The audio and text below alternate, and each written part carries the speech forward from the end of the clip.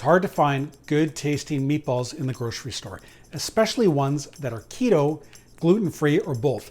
So in this video, I'm going to show you how you can make the best tasting keto, gluten-free meatballs that you've ever had. And spoiler alert, if you don't do keto or gluten-free, you're going to love them anyways. So stick around.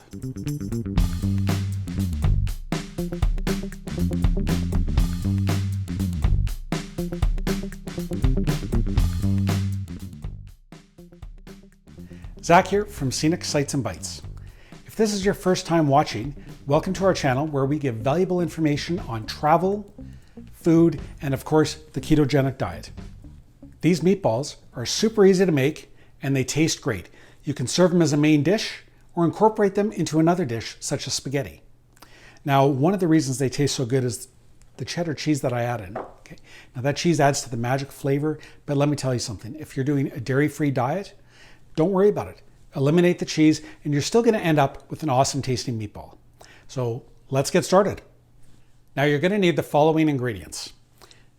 A pound of ground beef, a pound of ground pork, and if you can get organic grass-fed, that's even better. We have a cup of almond flour, and that almond flour has been sifted to get rid of any big chunks or lumps. I've got half a teaspoon of salt, half a teaspoon of pepper, 1 teaspoon of garlic powder, 1 teaspoon of onion powder, 1 teaspoon of paprika, 1 egg, which we're going to beat before we add it in, and 1 cup of grated cheddar cheese. Now, the first thing you're going to want to do before you start mixing the ingredients is preheat your oven to 400 degrees Fahrenheit. That's about 205 degrees Celsius or so. And then you're going to want to take either a big cookie sheet or a couple of smaller ones, line them with some nonstick foil or parchment paper. In a bowl, you're going to want to mix the almond flour and the seasonings. Salt, pepper, garlic powder, onion powder, and of course the paprika. Just going to mix those up good. Okay, we're going to get that egg ready. Okay, so now comes the fun part. We're going to mix together the ground pork and ground beef. Now you want to mix this pretty thoroughly. Add in the grated cheese, and we're going to continue doing the same thing. We're going to mix that cheese in so that every bite has a little bit of cheese in it. And actually, you can go ahead and put the egg in at the same time. Now, it's going to be a little bit messy until we add in the dry ingredients, but that's okay. Once you've got that mixed together really well, we're going to add the dry ingredients in. And I usually add about half first, mix it up a little bit, and then just add the other half. You get less of a mess that way. All right, now it's time to make the meatballs. Now this recipe makes 32 meatballs. They're about 1 inch in diameter or maybe a little bit bigger. So there's a couple of ways you can go about making them consistently the same size. First of all, take your recipe. Now 32, if you divide that into 4, that's 8. Okay, so you can take this large hunk of meat, make 4 somewhat equally sized chunks, and then you're making 8 meatballs out of that. And that actually works pretty good. That's the method I usually do. The other way you can make them consistent is you can use a digital kitchen scale. So I've got a Starfrit digital scale, and that works pretty good. I just switch it to grams. I'm going to put the bowl on the scale. I'm going to zero it out. Put the meat back in, and it's 1,256. 628 grams would be half. And about the halfway mark, separate it. Okay, 627. 627. Now we're going to do the same thing. Half of 627, we're going to say around 314 and a half. Okay, and that's just to get us close. But if we get 314, 315, you know, if we're within 5 or even 10 grams for 8 meatballs, that's not bad. But the scale says 315 and 313. So we're going to go with that. I'll put the other ones aside that we're not working with. Okay, we're going to zero out the scale. And so, what's 314 divided by 8? Anyone? Hey, Callie, what's 314 divided by 8? 39 grams. Okay, perfect, thanks. So take this, we're just going to eyeball it to get it close. Put that in half. Put that in half.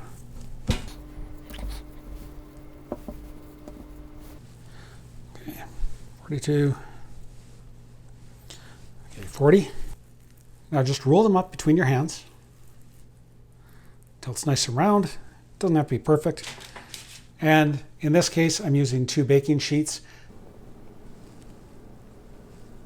Okay, so we've got 32 meatballs. They all weigh anywhere between, say, 38 and 40 grams each, which is really close. You can't tell the difference. They all look good in size. Okay, so we're going to pop these in the oven. The oven's already warmed up to 400 degrees Fahrenheit. And we're going to cook these until they're done. 20 minutes should do it, but you want to make sure you reach an internal temperature of 165 degrees Fahrenheit or about 71 degrees Celsius. Okay, so they've cooked for 20 minutes. Turn off the timer. And before we shut the oven off, we're just going to quickly test one and make sure it is at the right temperature.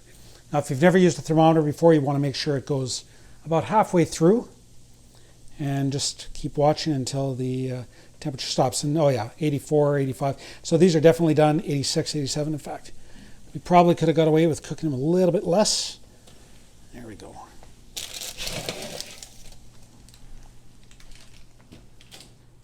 Okay, so they're sitting in their own grease. That's normal. We're going to transfer them to a plate to cool off. And if you don't like having the little grease on your meatball, just pick it off. Okay, so the meatballs are done. They're on the plate cooling off. Now, normally I'll put these in a Tupperware container and just stick sheets of wax paper between them. That helps to keep them from sticking to each other. And then I throw them in the freezer. And we just grab meatballs whenever we want. You know, 32 meatballs lasts us a few meals. I usually eat 5. Kelly eats, I think 3 or 4. I'm not sure. Not sure what the macros are, but they're a decent size. And what do we serve with them? Well, usually something like cauliflower rice and maybe some broccoli on the side, or a Caesar salad. So you decide how you want to eat them.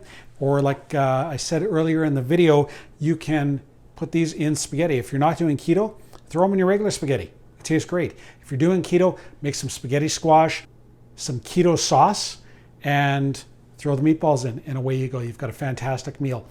Now, when I eat the meatballs, I typically like to just dip them in a little bit of mayonnaise. And I've also got some sugar-free, low-carb Heinz ketchup, actually. And that works pretty good, too, if you're looking for a variety. Or make your own sauce. There's some really good sauces out there on the internet you can find. But if you look at it, the bottom's a little brown because that's where it was sitting on the pan. The inside and the rest of it look fairly consistent. Let's have a closer look.